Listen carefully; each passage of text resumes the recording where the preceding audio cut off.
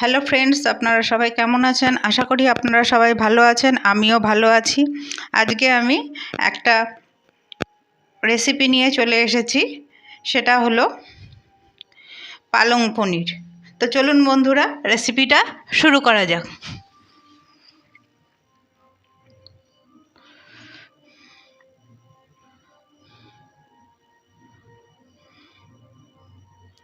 প্রথমে আমি গ্যাসটাকে ধরিয়ে নেব।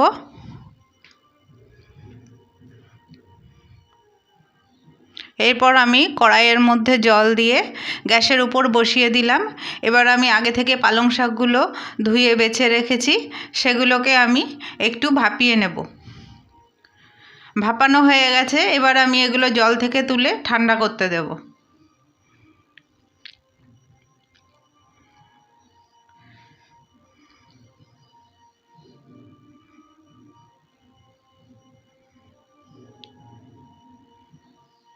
এবার আমি একটা বাটির মধ্যে 2 চামচের মতন আদার জল নিয়ে নিয়েছি, আর নিয়েছি হাফ চামচেরও কম জিরে গুঁড়ো, ধনে গুঁড়ো, কাশ্মীরি লঙ্কার গুঁড়ো দিয়ে একটা মশলার পেস্ট তৈরি করে রেখেছি। এবার আমি কড়াইয়ের মধ্যে সাদা তেল দেব, দিয়ে পনিরগুলো আমি আগে থেকেই কেটে রেখেছিলাম টুকরো টুকরো করে, চৌকো করে।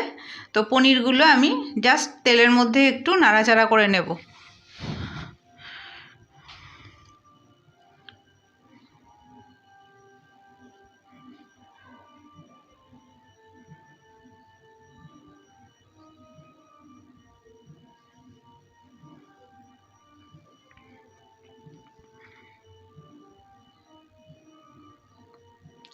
তেলটা মোটামুটি হয়ে গেছে, এবার আমি পনিরগুলোকে তেলের মধ্যে দিয়ে দেব, দিয়ে একটু নাড়াচাড়া করে নেব।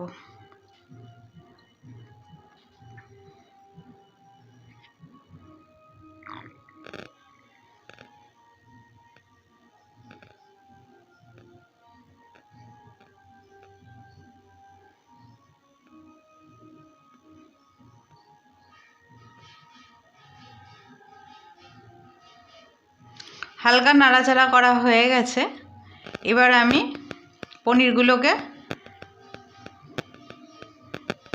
তুলে নেব।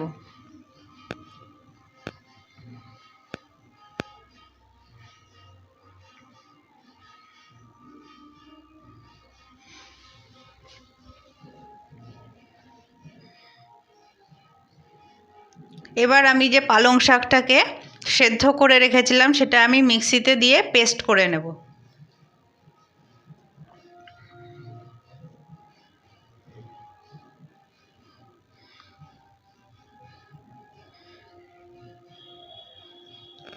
এই যে পালং শাকটা পেস্ট করা হয়ে গেছে, এবার আমি কড়াইয়ের মধ্যে যে তেলটা রয়েছে তার মধ্যে ফোড়নের জন্য দেব গোটা এলাচ, দারচিনি আর লবঙ্গ, আর দেব সামান্য একটু গোটা জিরে, শুকনো লঙ্কা আপনারা চাইলে দিতে পারেন, আমি এখানে দিইনি।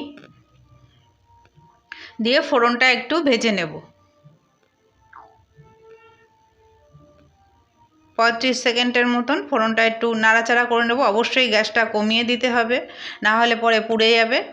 এবার আমি যে মশলাটা তৈরি করে রেখেছিলাম বাটির মধ্যে, যে মশলার পেস্ট আর কি, সেই পেস্টটা আমি এখানে দিয়ে দেব।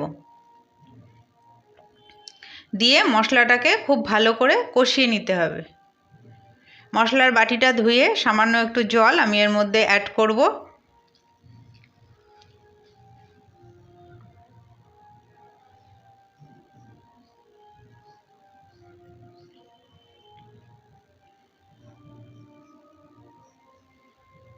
মশলাটা কষানো হয়ে গেছে, এবার আমি এর মধ্যে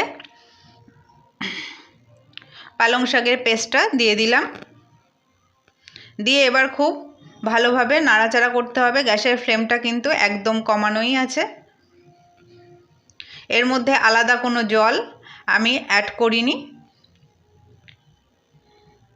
তো এইভাবে নাড়াচাড়া করতে হবে।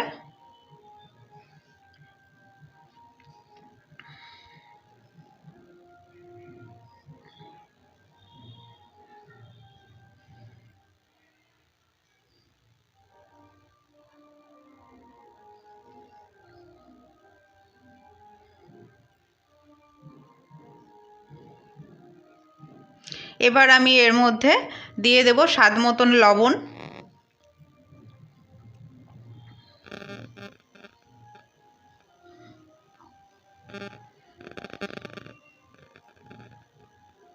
দিয়ে আবারও ভালো মতন নাড়াচাড়া করতে হবে এবং দিয়ে দেব টেস্টের জন্য 1 চামচের কম একটু চিনি। চিনিটা এখানে দিতেই হবে। আর আমি এখানে হলুদ গুঁড়োটা ব্যবহার করিনি, আপনারা চাইলে ব্যবহার করতে পারেন, তাতে কালারটা সুন্দর থাকবে। হলুদ গুঁড়োটা দিইনি বলে।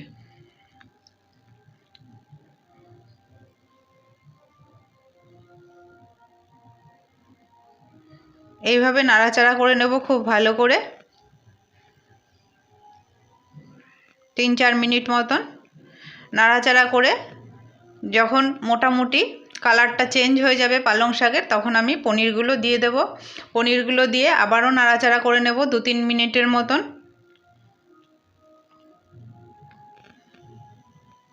মোটামুটি পালং পনিরটা তৈরি হয়ে গেছে। এবার আমি এর মধ্যে দিয়ে দেব 1 চামচের মতন বাটার। গ্যাসটা নিভিয়েই দিয়ে দেব বাটারটা। গ্যাসটা নিভিয়ে দিয়েছি। তো 1 চামচ বাটার আমি এখানে দিয়ে দেব, দিয়ে ভালোভাবে মিশিয়ে নেব। এইভাবে বানিয়ে আপনারা অবশ্যই খেয়ে দেখবেন, অসাধারণ খেতে হয় এটা। লুচি, পরোটা, রুটি, ফ্রাইড রাইস সব কিছুর সাথে খুব সুন্দর খেতে লাগবে।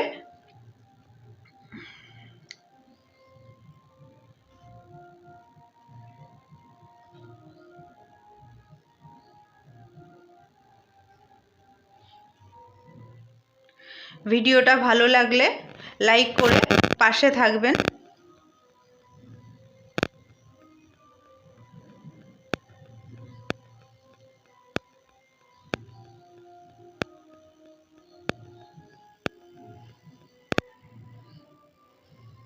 আজকের মতন এখানেই শেষ করলাম।